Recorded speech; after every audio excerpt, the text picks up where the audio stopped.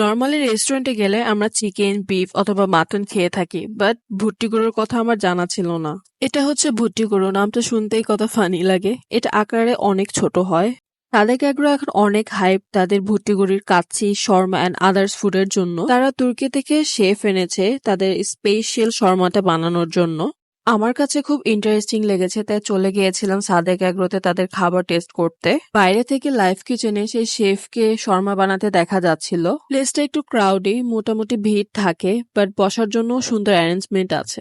ফার্স্টেই তারা একটা ওয়েলকাম ড্রিঙ্ক দেয়। বেসিক্যালি এটা একটা লেবুর শরবত, বাট বেশ রিফ্রেশিং। সো আমরা মোটামুটি তাদের সব ফেমাস আইটেম গুলাই নিয়েছিলাম। আমরা বিফ শর্মা, কলিজা সিঙ্গারা, ভুট্টি কাচ্চি, জাফরান মিল্ক ক্যানটাও নিয়েছিলাম। কলিজা সিঙ্গারাটা এক কথায় অস্থির ছিল, পুরাটা কলিজা দিয়ে ভরা ছিল। নর্মালি কলিজা সিঙ্গারা গুলাতে দেখা যায় আলু, আদার্স কিছু দিয়ে দেওয়া থাকে, but it was fully loaded with beef কলিজা। আপনারা এদিকে গেলে কিছু ট্রাই করেন আর না করেন, এই কলিজা সিঙ্গারাটা মাস্ট ট্রাই করবেন। এরপর আসে শর্মা।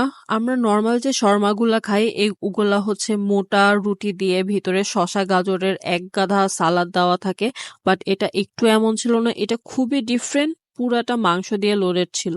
অ্যান্ড দ্যাটস দ্য ভুট্টি গরুর কাচ্চি, যেটার জন্য আমি মোস্টলি এক্সাইটেড ছিলাম। আমি জানি না ফ্লেভারটা কিভাবে ডিসক্রাইব করবো, বাট এটা খুবই ডিফারেন্ট ছিল।